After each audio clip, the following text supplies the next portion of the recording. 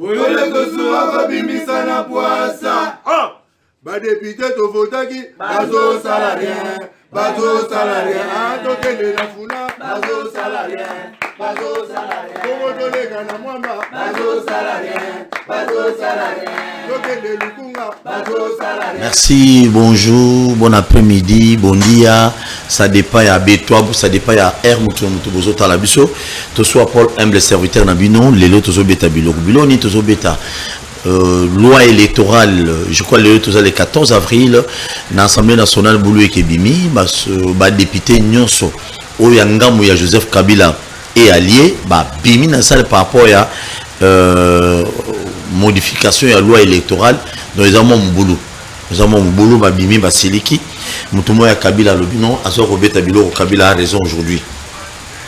Joseph Kabila en 2023 voulu pas, et comme le rôle à Ndoto s'est réalisé que Ndoto Kabila est président en 2023. Il n'y a pas d'autre Congolais plus que Kabila. Pourquoi Kabila? À cause de Toté Bozo Zwango. 127 signatures déjà. Il y a des députés nationaux qui signé déjà pour nos national. C'est important. Alain Boni. Mbote ndeko Paul Tosua ndeko nanga moko ningaka mingi par rapport ya msala ozosala pona mboka oyo. Merci. Mbote na bandeko nyonso balandi ya mission monene et donc toza pona osonga ba congolais. Très bien, sans plus tarder, Joseph Kabila en 2023 a kozonga toté parce que bino bato PPD mikolo beaucoup un peu moins têtu. Bon, têtu c'est trop dit mais beaucoup moins le fond du moi assurance mon bondé Kabila en 2023. Et ndeko na biso il faut koyeba ke eloko mobeko epekisité selon droit ezali permis na kati na mobeko likonzi ezali na article moko te ezali ko pekisa Joseph Kabila a postulé na 2023 en tant que candidat président de la République. Ce qui otali mobeko 70 ya constitution na biso article 70 ou article 50 ya 50 70 très bien. Il y a Mobeko Likonzi et lobby.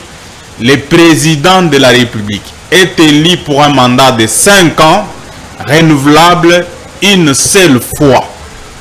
Donc, Mokonzi a ça en fonction. Président de la République en fonction. Par le but que l'ancien président de la République est élu pour un mandat de 5 ans. Voilà la nuance. C'est-à-dire que Mobeko ancien président a conseillé dans Mobeko Wanate. Ça, c'est un fait réel. Ce qui est au tali sur Mobeko, n'est-ce pas, des anciens présidents de la République. Mobeko organique et Zali, Kota, la Marambo Yaba, Oyo Bakamba, déjà Mboka. Alors, lui qui Bakambia Mambo, Tilisi Kokamba, Benny Bango, sénateur à vie. Ça va titre honorifique par rapport à Moussala Saïli Mboka.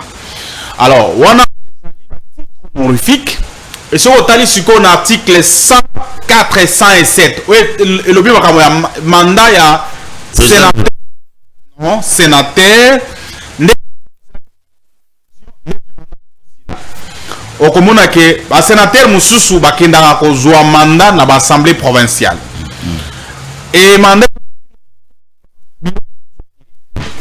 mais sénateur honorifique azo mais bazaba sénateur donc statut na ye sénat il y a sénateur Ekweyi en fait premier ministre et puis sénateur deux fois non qui mis la poste wana législateur congolais à Boyango donc ce que commis na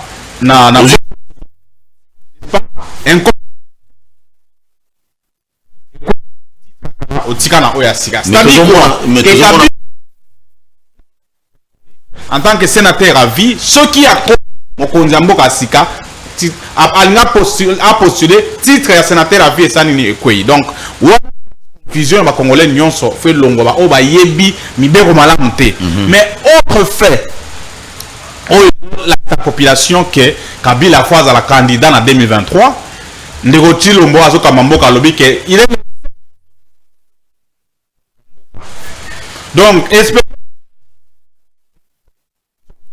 qu'il y a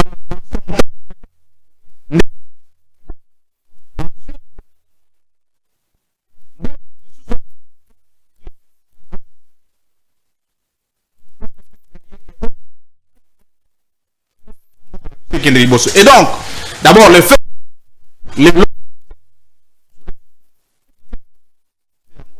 après, n'est-ce pas, participation à une réunion politique, il y a bureau.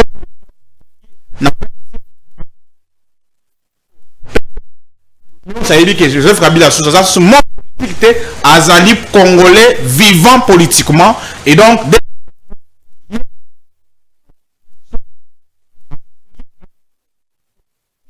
la population congolaise est azonga parce que échec puissant, il y a des Tshilombo, il faut azonga. Pour que, n'est-ce pas, population a profité de l'expérience de Rwanda. Boyo Kinde, on a vu aller à l'Eng, il y a le ministre de Kabila Rozo, on est président. Si vous gérez bien aujourd'hui, si vous gérez à Malam Lelo, 240 millions de Bungi, 90 millions détournés par le ministre Y, ministre Kingan, il y a un moment poussé par le PPRD, par Kabila Zonga. Dans le moment où Kabila, bien sûr, on détourne, mais tout le monde est au Kangote. Oh, il y a le Sony. Légèreté au retour le bas. Na sonyo hein to le bela ki yango ke banda ndeko Tshilombo mazo gérer ezaka ka ba détournement koyiba finalement bozo gérer ndenge nini abimi nzo balemba quitter bomisi ba juge balemba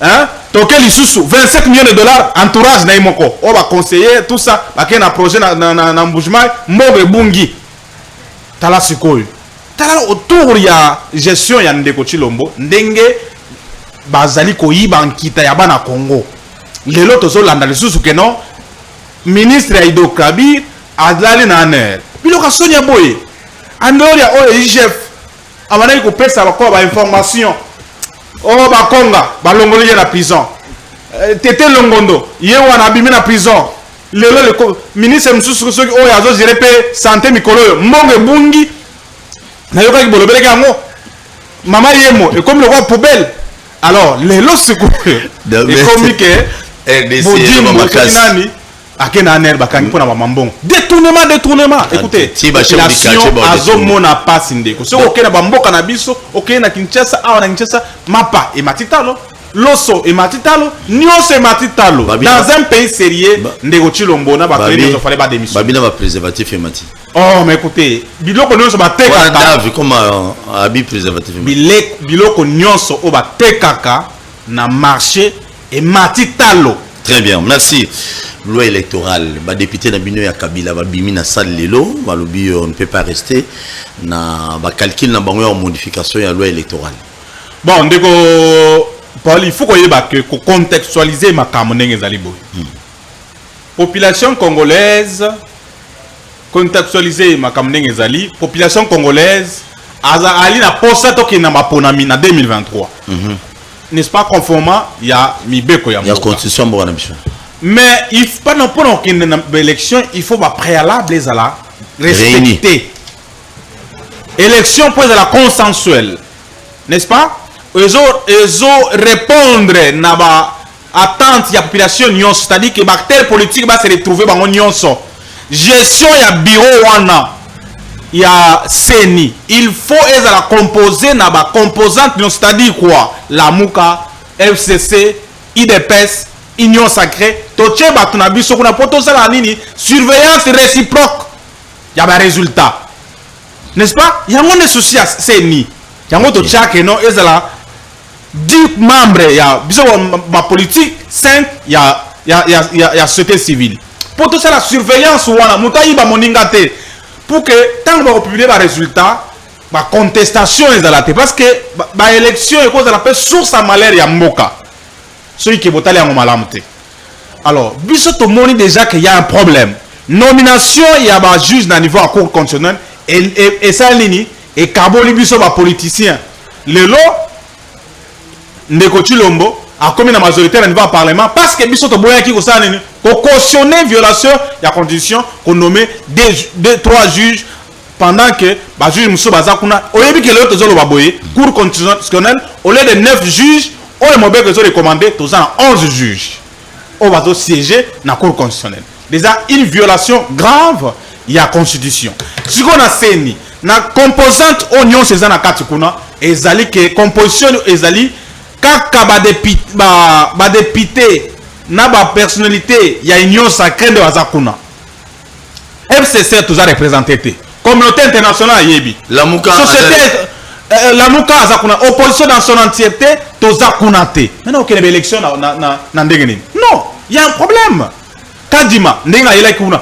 bato ba désigner ba contester ba lui candidat du chef bon mais c'est tout ça aujourd'hui non quand au tient la cour constitutionnelle aujourd'hui mon kasa au tient na seni pour na kosala nini pour que boyi ba na 2023 je crois que la population mise sur au Kangamate. Très bien. Blaise comparé conseil na opes na bazo kamba Blaise comparé opes na conseil azalaki na opes na conseil est-ce que bayo azalaki na ambition bon égoïste ya koluka ko zwa nyonso en otage mais population est bloquée ba ambition ne wana lelo azana Côte d'Ivoire atika Burkina réfugié réfugié politique et donc basakana avenir ya mboka te mboko na ndeko Chilombo na biso mboka na biso yango il faut protéger yango bokosi kosi bat na basologa ya lokuta na 37 ans ya lutte au côté na pouvoir et comme babiloko moko zo sala soni makasi bat na yo pemeni bakomi ko yiba mbongo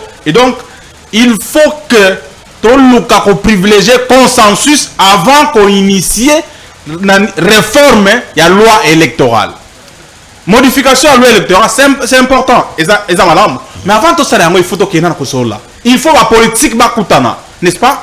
Félix Tshisekedi, Joseph Kabila Kabange, Martin Fayulu, Katumbi, Bangono Toyokana, pour que tocha équipe ya sikana seni, tocha ba juge ya malamu o bazawana pour la population, bazana service à mutute.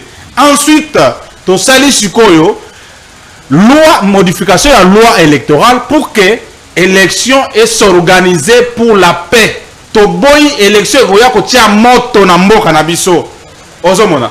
To bona ki ngona 2020 na 2016. Tant Kabila moni que non opposition azo boya makamazo linga. Ba kenai ko basolaki to sololaki bande ko mususu baye to bongisi makambo élection c'est na 2018. Et donc c'est important parce que ceux qui ont allé responsables ya malamu na ndako na yo olingate casse dans les zika. Il faut prévenir que guérir. Donc c'est important. Il y a un moment qui est temps il faut pas solo la bière. Mboso. Nicolas nous mi benga, azo mi benga Nicolas kaza sous-marin. C'est-à-dire que ba réunion no so bokosala, il y a zana batuna na kati, ba rezume information ba tindeli. Mais sous-marin faut abosa na te. Que maître nageur, avant qu'on va payer maître nageur, ba to nager. Mais yemoko a nager. Tout le monde qui n'a qu'à na Londres, qu'on se faire soigner. Les là comme côté là, n'est-ce pas? À comme côté là parlement na musika, ba photo ba zoti na biso ndenga zo yamba batu na ba babeki. Donc il faut qu'on évite orgueil. Même parole. Non, Kaboun déjà histoire ici. Kaboun le lo Kaboun azo lo kabalier mais biso yebi déjà que eza pion batinde biso ko yamba ete. Ni Fayulu ni Kabila muto ya makabuna zate avant ya boye avant to yambaye il faut ya ko confesser aye sabiso nengeni bachaki deni kadima baye sabiso nengeni bachaki mboso nengeni bache ba atikuna soka yeli biso ba document nyonso wana tokene na stade de martyr asengi pardon tango oui vino ba Kabilo bosa tia tetoni wana pena kabuna salamba akena asengi pardon la population ndenge na kosamaki na ndeko Chilombo lelo na yebi vérité n'est-ce pas ya on a tikié na bato na lokuta nga na sani na zoni na côté à peuple en opposition wana to ndima ce qui est à pour respecter yango te ah non à retirer la raison opposition na yemoko na ba diaspora ba tout ça biso to kozana katinte donc ndeko sous-marin il faut avoir un exemple. Mbosso sous-marin. Mbosso sous-marin, il faut avoir un exemple. Il y a un maître nageur. Donc l'orgueil précède la chute. Très bien. Mais une fois, on a pas cette information. Parce que dans la source, on a su. Batindelinga, photo, il y a réunion, il y a député, il y a assemblée nationale. N'est-ce pas? Bali kosala nini ko signer pétition pour un départ ya Mbosso. Mbosso parce que na ba député opposition, na ba o bazana kati ya union sacrée, ba yebi que non sous-marin azali flux à médiocrité. Sous-marin. Azali flux à médiocrité pourquoi? Parce que intolérance c'est pas na moyen zaté. Ko kata votre maloba mikolo nyonso. Moko ba pesa pas ngosira ba député azo détourner yango. Ozomona. Mais si on a yé Mbosso. Alors nde esalemi ke lelo ba député ba c'est déterminé que ndeko sous-marin alongwa Mbosso na une équipe nyonso mikoleza kotanga donc azokene déjà 127 signatures déjà eza la théorie déjà n'est-ce pas bazokene bazobasuka mususu. Mais est-ce que Alain, le soba longolier comme président, soba koisier comme président de l'Assemblée nationale, bah rocher ministre, ou bien comment gouverner la Congo. Bon, au moins il faut que y ait des politiques dans Congo, ils ont mon côté. Bah on a une union sacrée qui basée belé, bah ambition comme na poste ya zana ngwana, basée belé, bah remplacer peut-être bah compétent basé plus que y. Et puis il y a un ministre pourquoi? Il y a comme ministre était, il y a côté Mbosso. Très bien. Alors, il y a des questions à longue, na de tous, azela ceux qui Mukilumsu et Kilami t'auront proposé ce poste. Merci beaucoup Nabatutu Balani Bisso. C'est intéressant il y a votre Kabila, on tire votre Kabila va bimisa Kabila au Ming. Pourquoi? Parce que toujours qu'il y a tellement un peu bizarre. Ou qui non, bateau PPRD. Bon, en fait, bateau Kabila, ce n'est pas le PPRD, mais bateau Kabila, bazo mata, kota, n'imité mais Congolais mi. On a besoin de jeter. Ça va jeter. Nous devons permettre à la gestion et les lunes de pousser qui n'ont pas de l'ingénieur sur votre Kabila. C'est un l'ingénieur bango. Ndeko Paul, yo ozali congolais. Des pères et des mères, n'a pas de on a la terre. Des pères et des mères, on a commenté qu'on a fait. Et bon, on a comment mon Omona qui awa. 4 jours passés, toute la journée, mi to 25 ans n'a moyen de les athées, carburant athées. N'est-ce pas? Pour la mesure impopulaire, il y a un gouvernement et un warrior. Le ministre de l'économie, il y a un raté. C'est-à-dire quoi? Et Baksami. Oh, monsieur Léo, à quelle prison à Zananer? Plus de autant de millions de dollars. Tala Sukoyo, Ndenga venir à Bana Congo, ils allaient hypothéquer. Ils croient bien aux politiciens. Yo kanisi ke, pour Congolais, bali zoba. Na bana qui vidéo en dégotilombo. Oh, azoloba que ceux qui toke na ba élection mutu ango faza la zoba po akende ko renouveler mandat na mutu azali auteur ya malheur na ye, c'est-à-dire so ok na 2023 na une au voter ndeko Chilombo, c'est-à-dire on dit que to va no souffrir kaboye après 2023 to zo 5 ans ya souffrance aya kana ba mikiliste na ba doto na mbongo awa biso mona passe aya kana ba msusu soki banani batoloko ba konga aya ka ba detuna ka ba plus d'un milliard de dollars oyo banque mondiale a pesa aya ka kosena ka ba mindele ba mbongo système na Kabila asaira ngote musée le père na Kabila le fils, ils n'ont jamais marché dans ce chemin là, chemin ya koluka mbongo kozwa mbongo mindele pona ko lia na kutana mabenga na partenaire Congo tika la nyongo. Ndeko Chilomba zongiseli bino biso système ya nyongo ya Mobutu.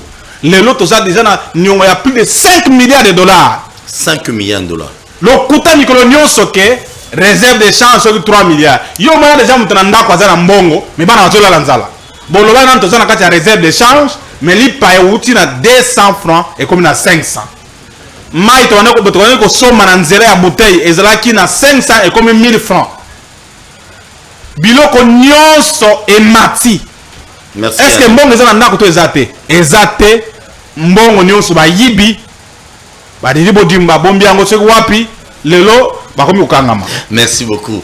Merci beaucoup s'abonner merci mon chaîne sur YouTube. Les deux qui message fort oyo Alain mutu ya Kabila ya kati parmi ba proche ya Kabila lelo batata kala on va dire pemena Kabila Kabila souti bango. En moi sur on a chomo pour garder moral dans mon main. Entourage Kabila lelo, eza ba Chibin, ba Jimmy, ba Aleng, bazamwe belé, bilingue. Je vous dis un grand merci. Allez Aleng, je te dis merci. Comme ça mbote n'angé pas Joseph Kabila. Merci Mingi. Ndeko Joseph Kabila lelo mukolo to benga patriarche. Parce que sagesse na ils ont inspiré ba Congolais nyonso. Silence, ceux qui muta sali makele na ye tie moka kosuka na mi arozong. Merci beaucoup. Muta kosuka na mi. Nana kosuka na mi. David Tebra. Amituna. Obi ki passe pene kolia. Na ba chel. Ba oli la préservatif entre autres David mona kinga ba oyi mati. Non, toujours c'est qu'à la bande mais ça fait mal. Merci. Merci beaucoup. Telema, tolobela mboka ye. Wole tosua babimisa na poasa. Ba député to votaki, bazo salarié.